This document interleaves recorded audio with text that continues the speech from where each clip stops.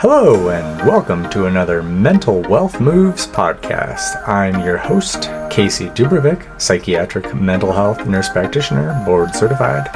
I'm also the owner and operator of Revitalize Ketamine Clinics and ROHCT Wellness Bar. I'm also the co-founder of Epic Biosciences. Thanks for joining us today. 30 minutes of yoga nidra is equivalent to 4 hours of deep sleep. All of these things that I teach, all of these things that I am certified in, I use. So for the podcast we've got for you today, myself and Abigail, our registered nurse at Revitalize and ROHCT Wellness Bar, we sit down and chat a bunch about many different topics. We talk about our origin story, we talk about Kelly Brogan, we talk about women's empowerment, we talk about divine sexuality, we talk about how to make the world a better place. It's an interesting conversation. I hope that you enjoy it. If you have any questions, comments, concerns, please put them in the comment box. We will try to answer each one of those. Thank you. All right, Abigail, yay, we made it. We've been talking about doing this for a long time. I'm glad to have you. Thanks for having me. Absolutely. So I'm Casey Dubravcic. I'm the owner and operator of Revitalize Ketamine Clinic and also ROHCT Wellness Bar. Revitalize, optimize, and harmonize clinic and therapeutics. So excited to be here. We've been talking about doing this for a long time. You and I's kind of intro is a pretty interesting story. Like I love. You want to tell it? Introduce yourself and tell the story. I'm Abigail, and I am a nurse at Revitalize Ketamine Clinic. I've been a nurse for 12 years now, and I reached out to you because I wanted to work at Revitalize at the Ketamine Clinic, and then didn't know about ROHCT, but just this is like how I live, and this is yeah. Well, I felt like you were, when you called, you were interviewing me. Yeah. So I was very intentional about. I knew I wanted to work with psychedelics and support people in that way, but I had already interviewed a bunch of ketamine clinics in the West Coast and didn't really like their model or how they saw health and wellness. And so when I talked to you, the fact that you had such an emphasis on like an individual's journey in healing was really important to me. And I moved to Sedona, and now I'm here working at ROHCT. Yeah, awesome. Yeah, you're so awesome. I appreciate you. Yeah, because you were working at that big ketamine clinic. What was the name of the place? I was working at Boost up in Idaho. Yeah, and the creator of that, she said she was next level. She was doing like NAD infusions in addition to like I think some of the nerve block components as well. And stellate ganglion blocks. Yeah. And I would have stayed there, but she took a break from practicing to do her own healing, and so I was looking for a job, but was being really specific about where I wanted to work. Yeah, well, we're super glad you landed with us, and I'm super excited to have you here at ROHCT as well. I think your unique skill set really fits well with what we're trying to create here. I always tell people with the ketamine treatments, and you and I are very intentional with that, in that it's incredibly valuable, and it's much more important about what you do afterwards. And so, I always tell people when I see them for my initial consultation, we always try to qualify people, make sure they're at a good place to be able to do the treatments, that no one needs. It's not great for business, but I tell people, straight up, no one needs ketamine. No one needs an ego dissolution agent. There's a million other ways to get to a healthier headspace. And unfortunately, our society isn't very conducive to mental wellness in large part. And so, there's a million other ways to get to a healthier headspace. And that's what we're trying to create here at ROHCT, is that million other ways, that human potentiation. And really, part of that is getting back to our roots. I feel like with what we're creating here, it's synonymous with what we're seeing in Western medicine, in that we're proving past wisdom with science. And so like the vibrational frequencies, like we're seeing that kind of work come out. And, we're doing sound healing work here at ROHCT. That was something I wanted to talk to you about. I had a client come through RKC, Revitalize Ketamine Clinic, and he said, this was like the first time that he had any sort of ego dissolution agent, and he was really out of his own body. And it wasn't the first time he was out of his own body. He had actually gotten out of his own body doing a group sound healing where people, they rotated. There was, I think, 5 or 6 individuals. And so you would rotate between being at one of the person's appendages, like head, legs, and arms, and everyone would be working a different sound bowl with a different frequency kind of all around you. And then, so I want to do that here. I'm super excited. Like, so many cool things that we're creating here. And so you just gave me an IV earlier. I feel, energized. There's always so much to do as an entrepreneur, as you know, because you work with Kelly Brogan's program, and Dr. Kelly Brogan, she's so brilliant, and I love her backstory. Do you want to say a little bit about where you come from with that? Kelly Brogan was a traditionally trained psychiatrist at Yale, I believe, and focused on helping women start antipsychotic, antidepressive medications, and then through her own kind of health journey, realized that she wanted to help women come off of those medications, and she started doing that in her practice and created a whole program around nutrition and lifestyle, and really a strong container for people to get to know themselves. I think it is more than a diet, and it's more of a rite of passage. And so in that kind of container, people are able to show up for themselves in ways that we don't show up for ourselves maybe outside of a container.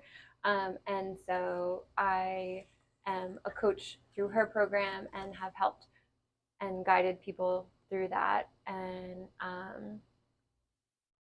all of this stuff that I do or talk about or help people through, I do myself. And so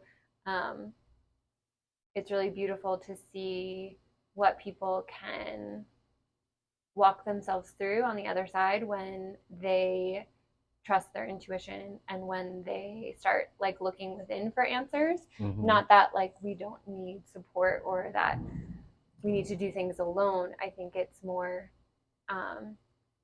knowing what works for you and really tuning into your guidance, and then asking for the support and getting the support you need as you put your foot in front of the other. Right. Yeah, really meeting people where they are. I think that's super beautiful and important, for us to really get the most out of any program. Being able to, we were talking about I was talking about that with Misha, one of the therapists. We were talking about, it's such a intangible term, kind of wellness in general, right? Because wellness is very different for different people. I think, there's, kind of a human design element where you can get people to kind of the best versions of themselves stage-wise.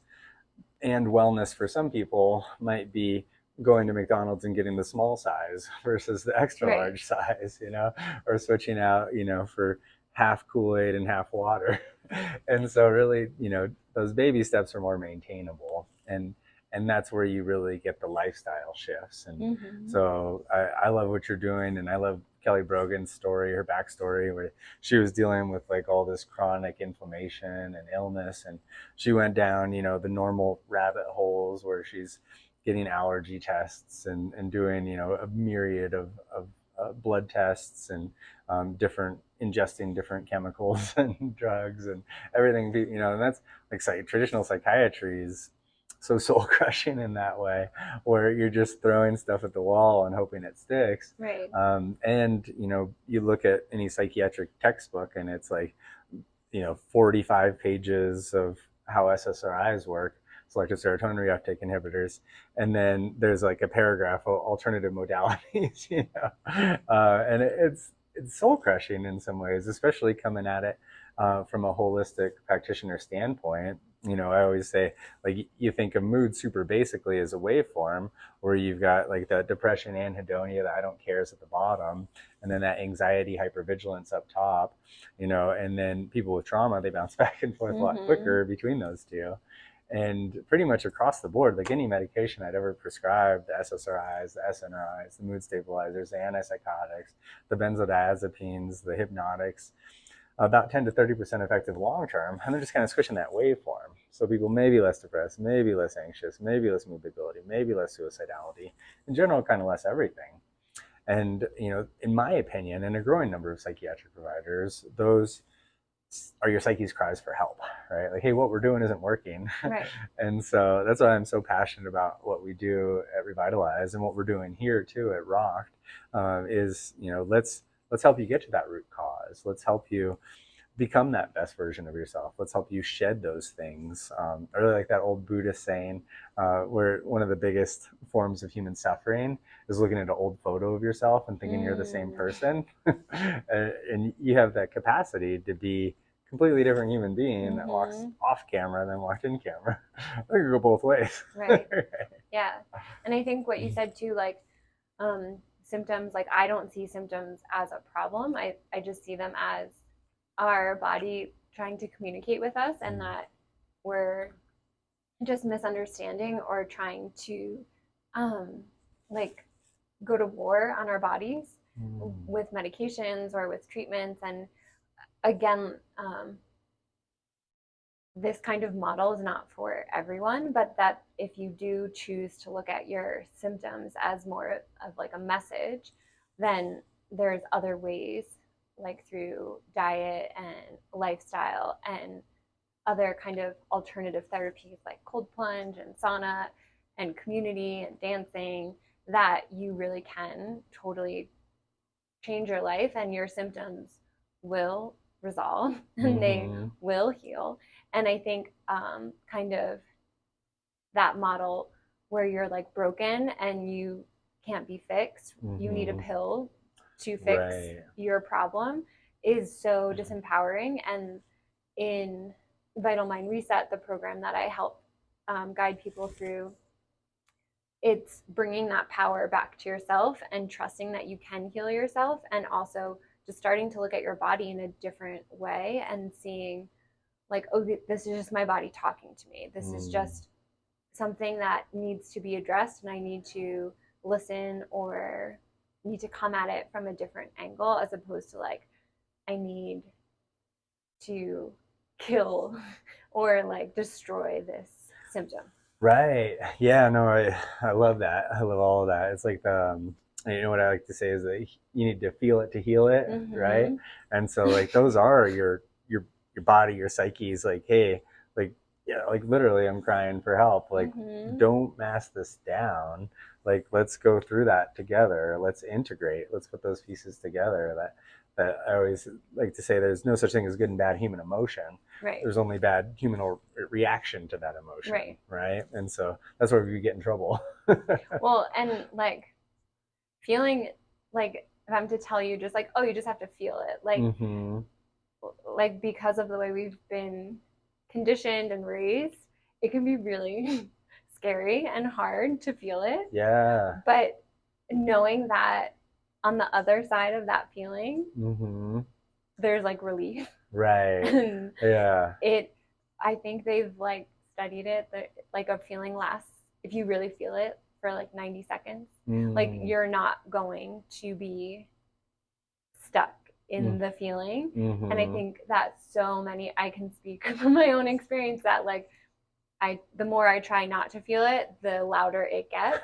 Right. Yeah. And then I can say that too. I get to a point where it's not an option anymore. I feel it. And because I have kind of been doing this kind of alternative healing, or just using more ancient kind of technologies, now I feel it, and it lasts like 90 seconds, and I move on with my life. And then, I can do what I want to do, or just show up in a way that I wasn't able to show up before, because I was trying to suppress or avoid or just like talk my way out of something that just needed to be felt. Right. Yeah, exactly. Like the Bessel van der Kolk's work, The Body Keeps the Mm-hmm. Score, right? I don't recommend people read that book. I do recommend they Mm. understand the footnotes. It can just be Right. so activating. And, you're just saying so much truth. A good buddy of mine said it, where you see overlap is where you see the truth. Mm-hmm. There's so many ways to say the same thing. And everyone needs it to be told slightly different Mm-hmm. to Or really like get hear it themselves. 10 times Yeah, or a right, or, hundred. or 1,000. Yeah, whatever. Yeah. I know someone had been, I think I've been hearing, I need to read that Four Agreements book for like 20 plus years until I read it like 4 years ago. And man, what a game changer, some of those ways of hearing. And like, it took me probably like as long to get through the first 5 pages as it did through the rest of the book, Oh, really? just because of his writing style. But Don Miguel Ruiz is next level for sure. Um, so we touched a little bit on, our backgrounds. I've been in traditional healthcare since 2004, and then opened Revitalize Ketamine Clinic in 2021. I guess I didn't touch on too much on my background because now I'm going to it, but we touched on some of yours and, some of our ethos, what got us here. I think it bears reiterating, why Revitalize Ketamine Clinic, why Revitalize, Optimize, and Harmonize Clinic and Therapeutics rocked, and get rocked in a good way, right? Or you're going to rock it. It's just different ways to pronounce it, make it fun, right? I think ROHCT Wellness Bar is really about widening that funnel because Revitalize Ketamine Clinic, not everyone's ready for ketamine or Right. frankly would benefit from Right. it. People aren't ready for that. Like there's a place for daily medications for people that need to be able to get that one foot in front of the Mm-hmm. other so that they can go to therapy, so they can get out the door, And when they're ready, like there are so many wonderful modalities, next level modalities available now. And we're the harbingers of some of that with what we're doing. And so I'm super excited about all that. I know you offering a yoga nidra class tonight in just about an hour. Hopefully, we get that nice and full. But tell me a little about yoga nidra. What you know about it? I love yoga nidra. So yoga nidra, it means like sleep yoga. And the idea is to bring you into a hypnagogic state. And you're, so I start the class with just some gentle stretches and movements, and then you're laying on your back with pillows and props if you choose, or just flat on the floor. And you're guided to bring your awareness to different parts of the body. And it's normally alternating between right and left. And you're starting at one point and moving your way down. And then this lasts about like 30 to 45 minutes. So you're really in like a dream sleep like state. And that state has been studied, and it is 30 minutes of yoga nidra is equivalent to 4 hours of deep sleep. And so again, like all of these things that I teach, all of these things that I am certified in, I use. Yeah, you practice what you teach. Right. You aren't just, and like I all of these things I use for myself, and they have helped me in just like they've saved my life, right? Like, yeah. Or they've helped me to not take medication or not do things that I didn't want to do. Mm-hmm. So I know how beneficial they are. And yoga nidra is just giving rest to the body. And we're busy, like we do a lot, and sometimes people are sleeping for 8 hours, but they're not feeling restored. They're not getting into a dream-like state. And so yoga nidra is a way to do that and have someone guiding you. It also connects you to your subconscious. So different images can come up, and it's just so beautiful. And it's just a simple practice where you just lay well, there's so much and science receive. behind it. Yeah. And it's an ancient yogic tradition. So it's like you said, these ancient technologies are now like cutting edge. Yeah. But it's been around for thousands and thousands of years, and the yogis knew this way back when, without all the scans and all that. So that's yoga nidra. And whether you come to class in person or you download a yoga nidra track at home, you can access this anywhere. So there was a time where I was working in New York City as a nurse, and I had an hour lunch break, but I would do yoga nidra for 30 minutes of my hour lunch break, and just like found a quiet room and was the crazy person laying on the floor, but I was like, this is what I need. And so I do believe when you tune into like your true self, like it will let you know what you need. And if you're feeling like you need yoga nidra, we're here. Yeah, absolutely. Every Sunday night that Abigail's working from 5 to 6 p.m., we're offering yoga nidra here.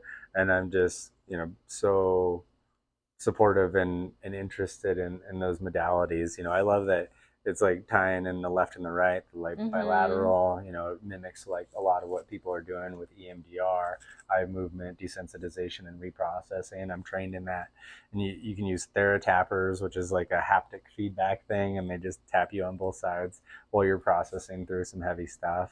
And it's so interesting, our bodies are so knowledgeable, as you touched on. There's the 4 types of trauma that I tell people, at least that from my perspective. There's your own historical trauma, which is every catecholamine or stressor exposure that you've had since your parents' 2 zygotes first met, the egg and the sperm, right? So all the stress your mom had during pregnancy, your actual childbirth, if you have a C-section or stuck in the birth canal, like that's a rough entry into this planet. And then everything before you started forming concrete memories and everything to where you're at now. And that's just the first type of trauma. And we hold that in our bodies for sure, The second type of trauma is that epigenetics or intergenerational. We're just scratching the surface on the science of all that. It's super interesting stuff, gene expression and proteome. And basically, we know for sure, at least 5 generations behind us, the trauma that our great-great-great-grandparents went through prior to procreating, it changed their gene expression enough so that they would pass on increased hypervigilance to us, which is really good if you're living in a township surrounded by saber-toothed tigers, or you're trying to exist in a chaotic family home unit.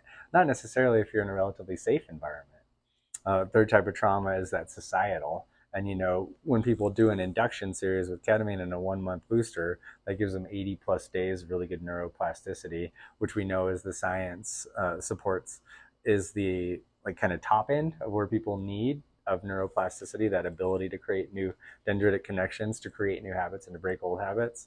And so really they can let go of so much of those first 2 types of trauma. The third type of trauma, that societal trauma, in large part, I think that's what's pushing people back through our doors. This reactivation, it's like not feeling safe to feel safe anymore. It just sucks out there, long and the short of it. We know in general, living in a patriarchal capitalistic society with an economy of scale and a largely disconnected family unit, it's not great for our brains. Right. And that's the reality we exist in. A fourth type of trauma is what I call environmental, and there's like the microplastics and the cell phone radiation and stuff that's, basically impossible to get away from. That all being said, all trauma, the big capital bold T's and the little italic T's, it's all healable or integratable given the right setting and circumstances. Right. And, things like yoga nidra, things like, ketamine treatments, obviously, things like deep sleep, relaxation, things like journaling and artwork, things like sense of community, things like dance and music. Like I say, doing dirt angels out there, hugging a tree.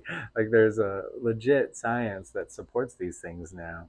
Did you know that once rubber-soled shoes came out, depression and anxiety went way up in human beings? We lost our connection with Earth.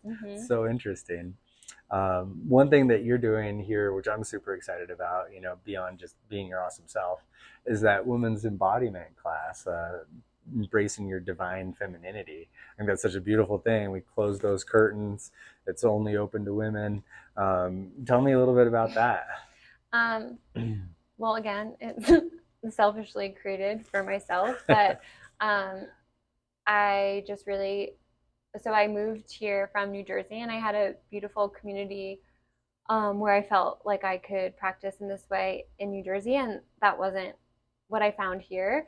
And so I was like, well, I'll just have to make it. I'll have to create it. And so this class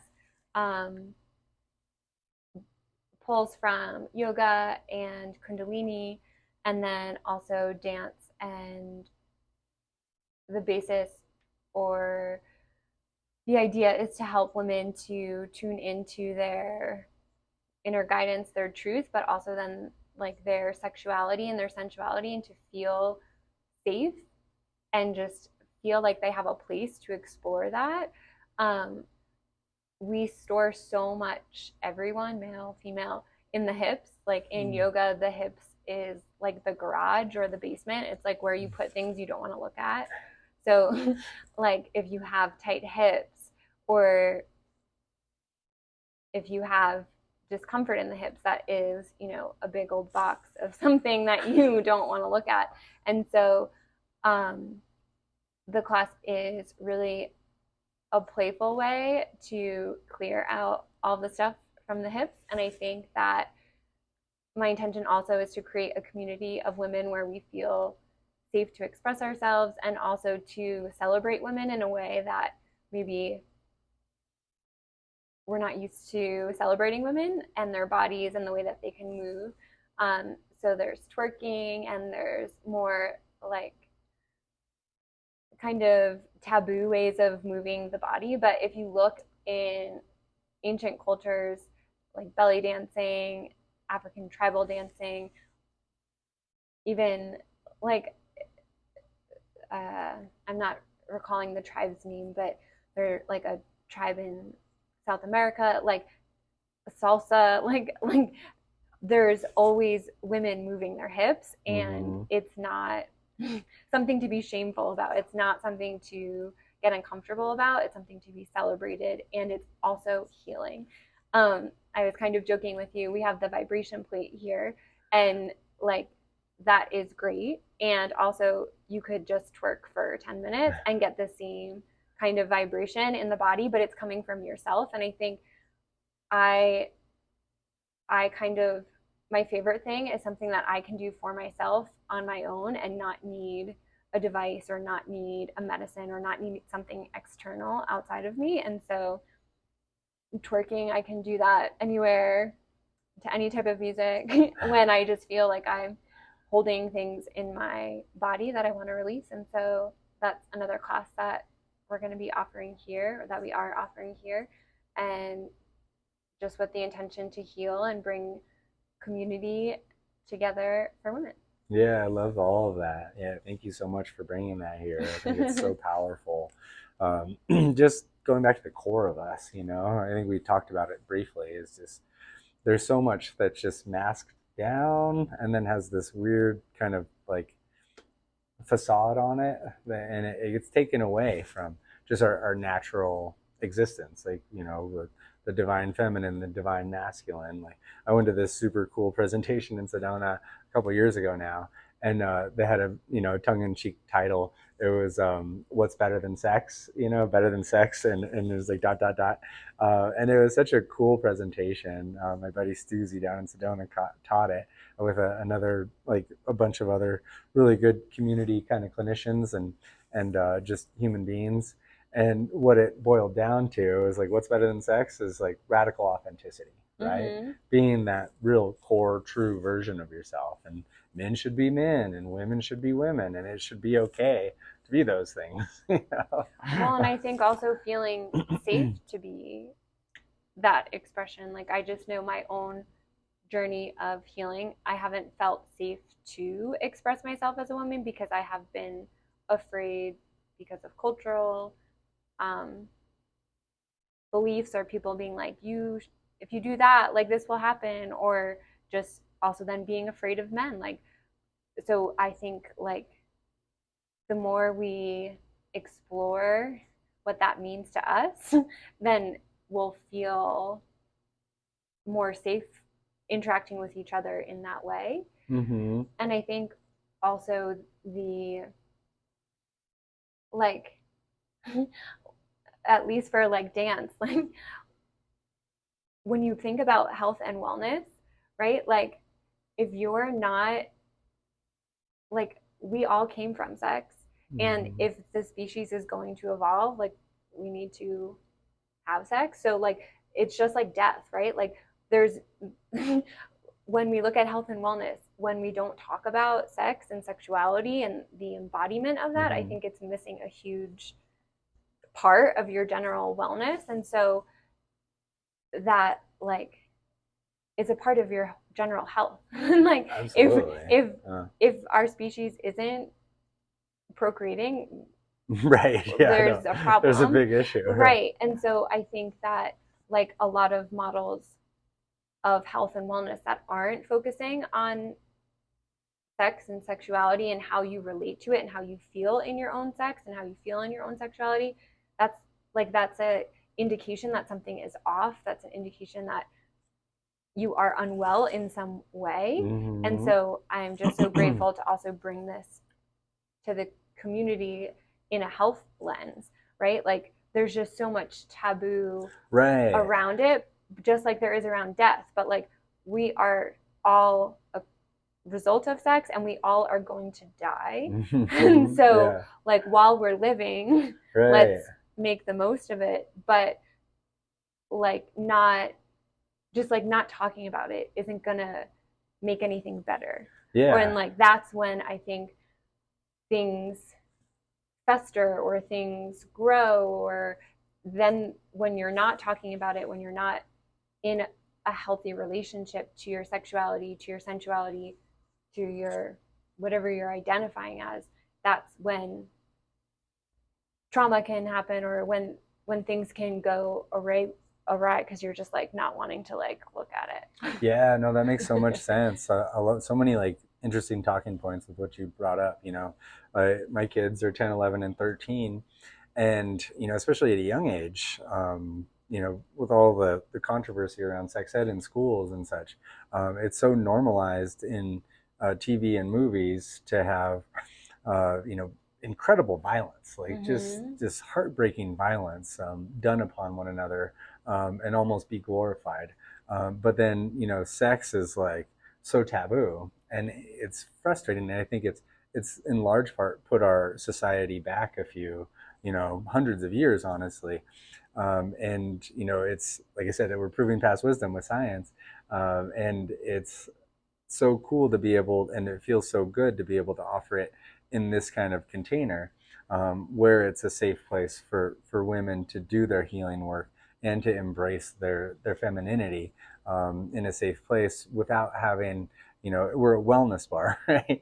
And so you see people go out there and lose their inhibitions with alcohol a lot of the times. And, you know, then there's dancing, and then you kind of go back to your more, you know, primate or reptilian brain, and you see like bumping and twerking, and to be able to do that in a safe place without having substances involved, I think is incredibly powerful and a great opportunity to do that healing work. And we're all works in progress, right? And we're all trying to kind of go past some things. And I can like see from a lens of psychiatry, you know, there is so much damage being done by not embracing sexuality in a healthy way. You know, like there's so many young men now dealing with erectile dysfunction, you know, dealing with other issues in regards to their sexuality, because in large part, you know, our digital leashes, I like to call them, just make everything so accessible.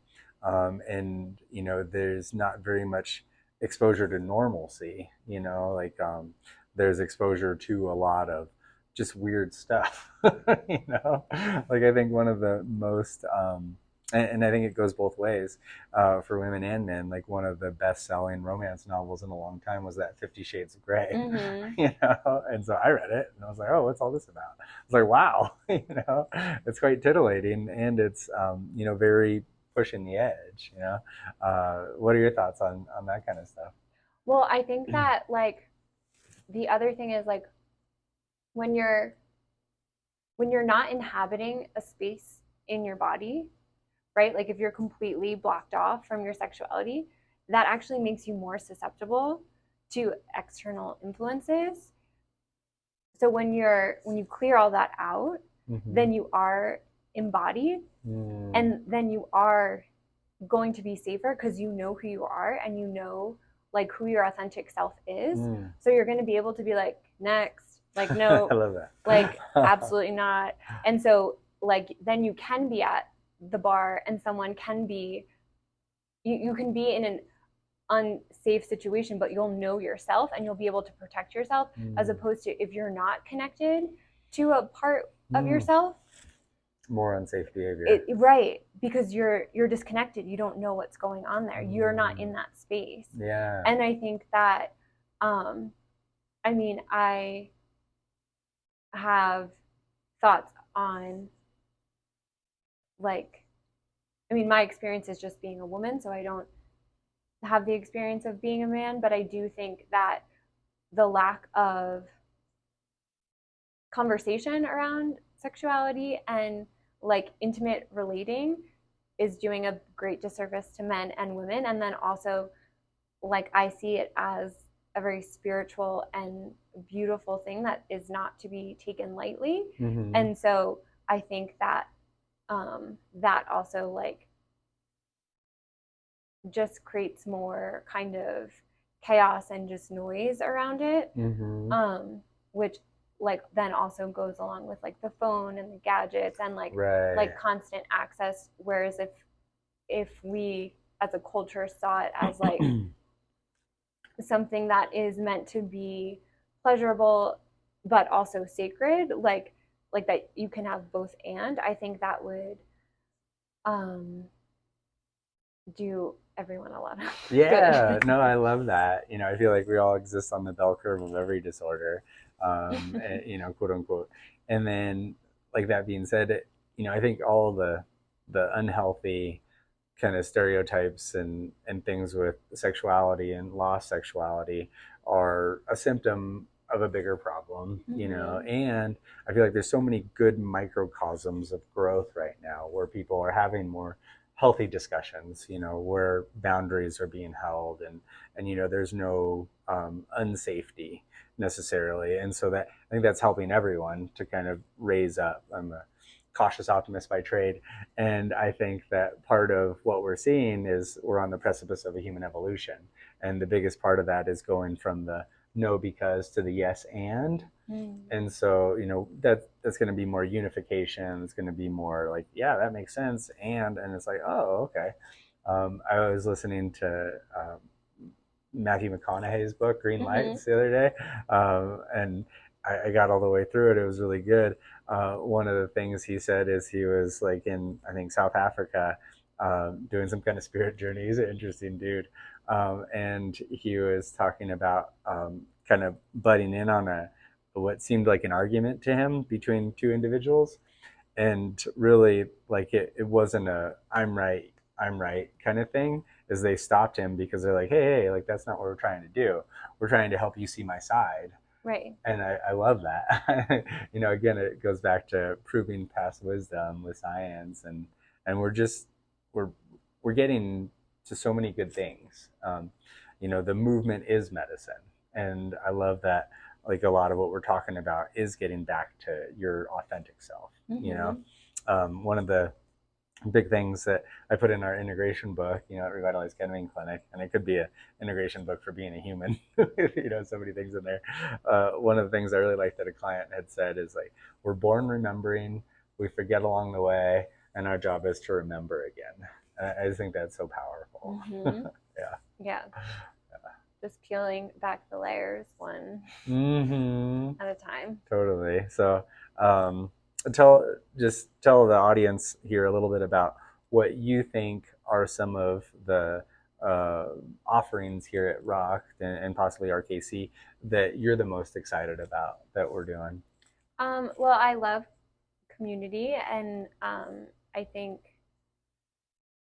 that is like another kind of area of wellness that can often be missed. And so I love just the idea of community and bringing people together and celebrating and cheering people on and feeling like you can be your authentic self in a space. And also knowing that, like, while you're on your own journey, someone else might have like a different flavor that they're dealing with, but like they're still on the journey as well. So I love the community aspect here at ROHCT, and I think then the dance, the female embodiment, I'm really excited about that, and ecstatic dance as well. So those are things that I'm really excited about. I also love the idea of people getting to try things and like knowing that some things like might not work for them. So like try different classes, try different modalities, and if it doesn't work for you, like amazing, and then find something else. So like while cold plunge I really enjoy, like not everyone might, and that's great, but like then that just helps you get to know yourself better, and doesn't mean that you're wrong or bad. But I think like I get excited about when I think about people finding out what works for them, and knowing that they have like a whole toolbox, so that if they feel like they're in a rut or they have a situation, like they feel like they have so many different things and options that they can choose from, and then they can decide how they're going to interact. Oh, I love that. Yeah. And I love that you brought up community. Like that was something that I'm super excited about, because we just started the online group, the ROHCT Foundation group. And so I've got like different channels, and, you know, like ideally this will spread, you know, in a good way to kind of everyone, to make, you know, wellness more accessible, right? Like, because you can go cold plunge in your local river or lake, right? You don't need to go buy a $8,000 Michael Phelps chili goat. Yeah, it's amazing and next level, and there's lots of cold bodies of water around. Right, especially here in Flagstaff. Yeah, totally. You did a triathlon this morning. That's amazing. How was that?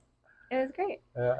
And I think that, you know, all these things, like for me, doing the cold plunge triathlons, like pushing myself, just is a way for me to like trust myself more, that I can take care of myself, and like so that like when something happens that I maybe didn't plan for or didn't want to, I'm like, well, I did that cold plunge, like oh, I did that triathlon, like so that's why I do all of these things. It just helps me to trust myself, and also it's like fun. Right. And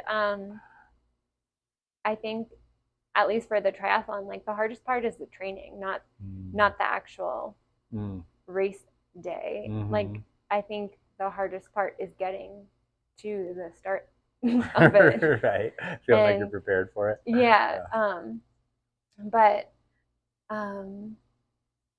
yeah, like, and I think like the reason why I do a race instead of just do that on a random Saturday with myself is for the community. And like I said, like I just moved from New Jersey, and so I am looking to build community. And so again, selfishly, I'm excited about community for myself, but also like when something happens that you weren't maybe planning for, and you already have the trust in yourself that you got this, it's really nice to have community to remind you like that you got it, and to just listen or give you a hug. Or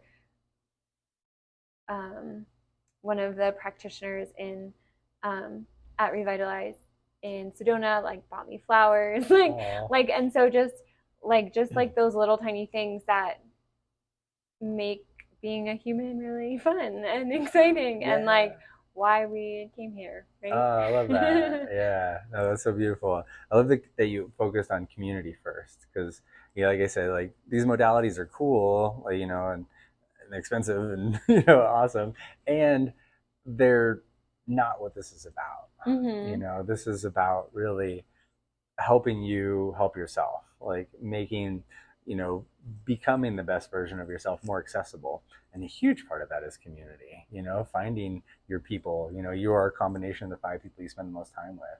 And so being around people who help you want to help yourself, and who are also trying to work on ourselves, you know, that's beautiful and amazing. And I love that that was the first thing that you brought up, because everything else is just trying to help you get there. Well, and I think the other thing is too, like, I don't know, I'm a very empathic and energetic person. And so like when I see someone in the cold plunge get to the 5 minutes and they said that that's what they wanted to do, but I saw them like go through all of the things in the 5 minutes.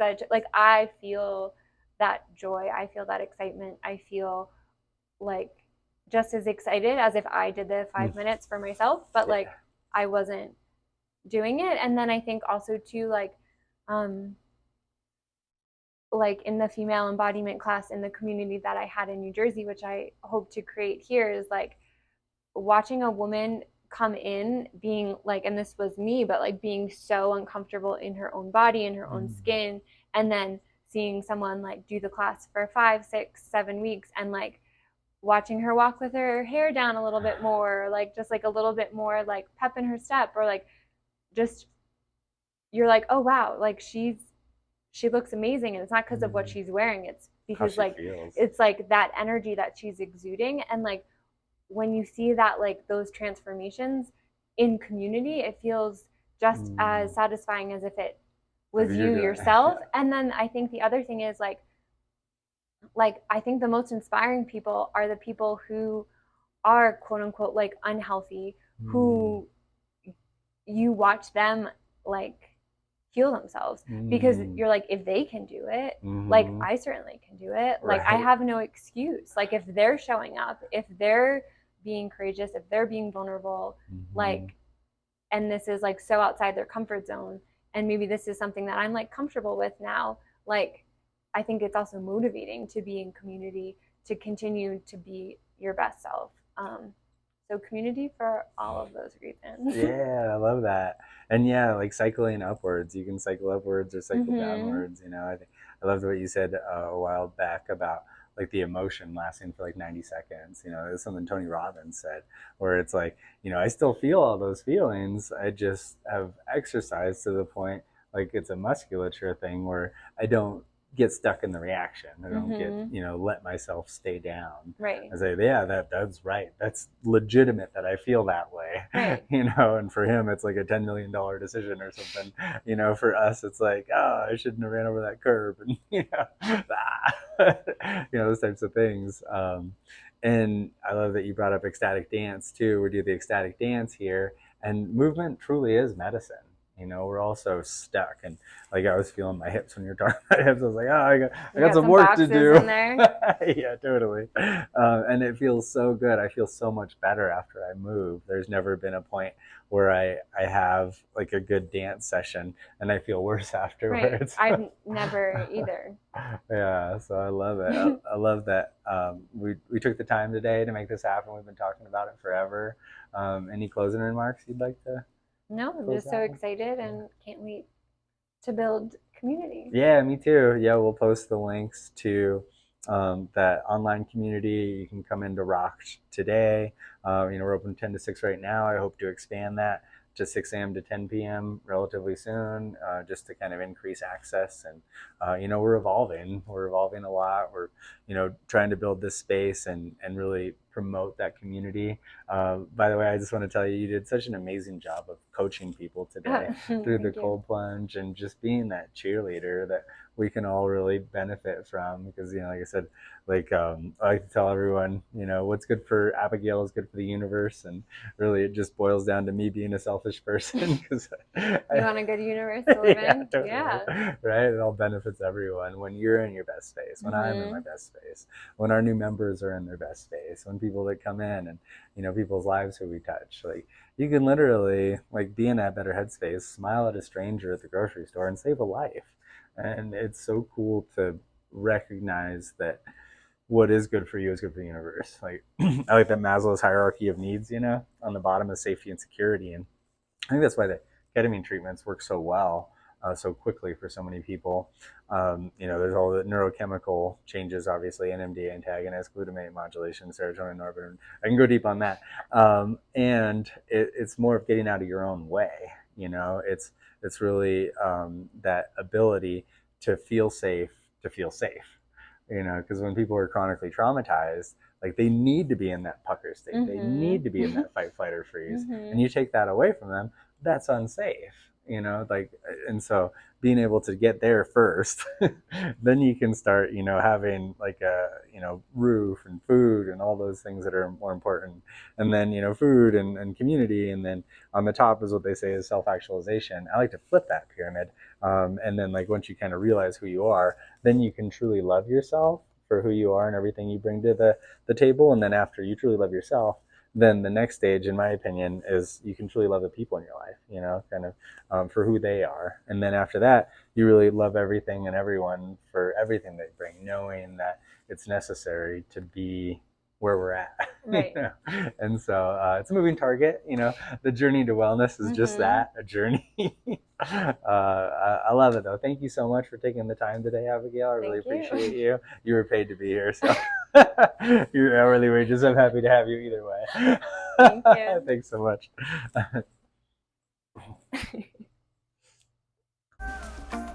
And remember, what's good for you is good for the universe. Take care and make it a great day.